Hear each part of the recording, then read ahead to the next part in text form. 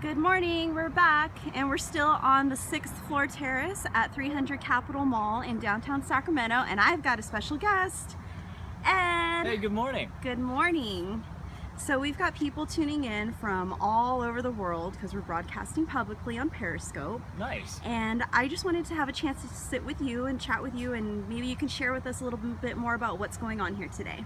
All right, well, we have gotten permission to use one of the coolest private rooftop gardens in all of Sacramento, and we are getting to throw a party up here for the day.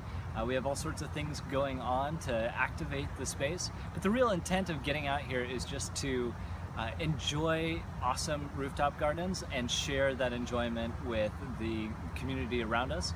And so we undertook this whole effort just to get people excited about rooftop gardens, because they really are. I mean, look around, they're magical spaces, and you've had a chance to explore a little bit, but I mean, what a great space to be in for the day. So if you're around, come on down and check it out. We have, do you want me to tell you about some of the things that we have coming up? Yes, okay. Please share with the people. So in addition to yoga and meditation, it's more of a self-care morning, but then as we get into about 11 o'clock, we're going to be focusing more on the food. We have lawn games going up. We have giant Jenga and cornhole. We had to make sure that we found lawn games that didn't involve balls or anything that you would have to throw too far that might roll, so we didn't want stuff launching off the 6th floor of the building. Good idea. Careening people down below, right? We want to be invited back. Right, things we have to think about on top of a rooftop. But so we have lawn games, and we have princesses coming in from 10 to 12, and I gotta tell you, that is one of the most popular things. The princesses came out last year and did face painting and story time, and they're doing it again this year, and the little kids just absolutely fall in love. I mean, it is so much fun. And so then after that, we have little Dixie cup gardens that the kids can build, and they can decorate their Dixie cups with washable markers. We made sure to get washable Crayola markers for marking up the Dixie cups, so that, you know, parents, it's okay, you know, the kid has a pen in their hand, but it's gonna be all right. Yeah, I have a new little daughter. I'm learning to appreciate these things. Congratulations! Thanks so much. So we're having a lot of fun. I don't know if she's gonna make it out today. She's pretty young yet, but definitely next year she's gonna be here. So we're just having a great time. So what is the importance of rooftop gardens, and why should Sacramento care? Oh boy. Okay, so in addition to just being wonderful, active spaces, and as part of that, they give the city a whole new dimension. So if you're familiar with Sacramento, it's a big flat sheet. I mean, Sacramento is very flat. And so the only way that we really get a sense of the city, a three-dimensional sense of the city, is to get up on top of the buildings. And it gives you an entirely different perspective of the city. So I think that that's important from a social view, but there are things that rooftop gardens do that are important from just a functional aspect as well. So you can use them to help with stormwater management, slow down the rate at which the water hits our combined sewer and storm system. I mean, people in many cities around the world will be familiar with that challenge of having the rainwater and the sewer water all go down the same set of pipes.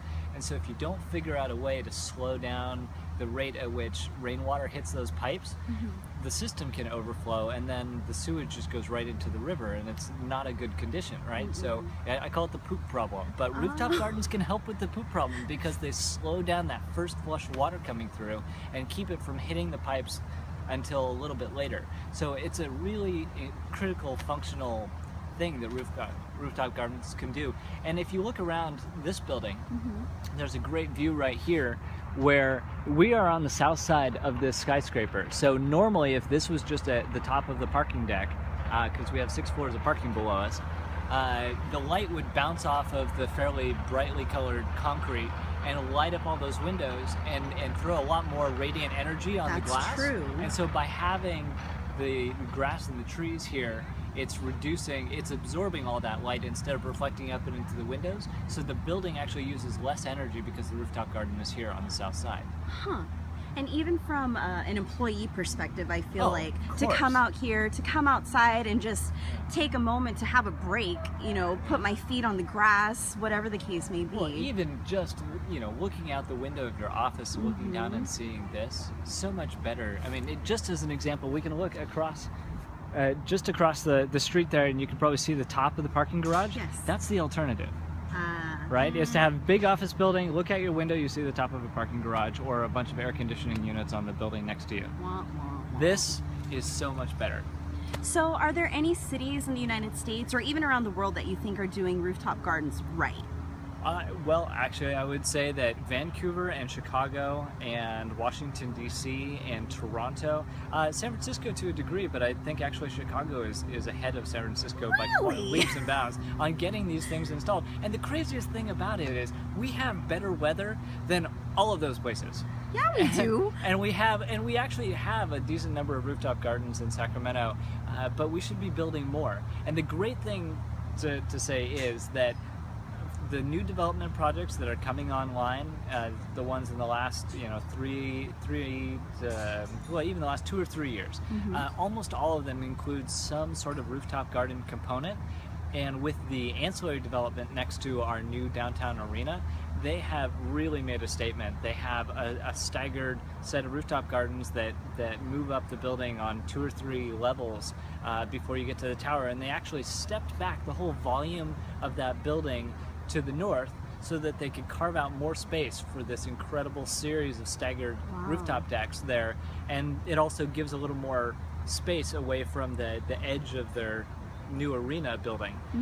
And so the building works really well for the massing, but you also get these incredible rooftop spaces. So we're having an impact, it's happening, you know, and it's just gonna get better. But I would encourage rooftop gardens everywhere because I think that they add so much value to the experience of the city, not just the function that you can get out of them as well. We have some people from Dallas and Stockton, California saying that they wish they were here today. We've got Alex saying that he wants to see more rooftop gardens now. They're learning something new today. Yeah, well, and one of the greatest things about rooftop gardens as a treasure hunt is I have talked my way onto rooftop gardens in about 5 or 6 cities around the country and in Canada as well.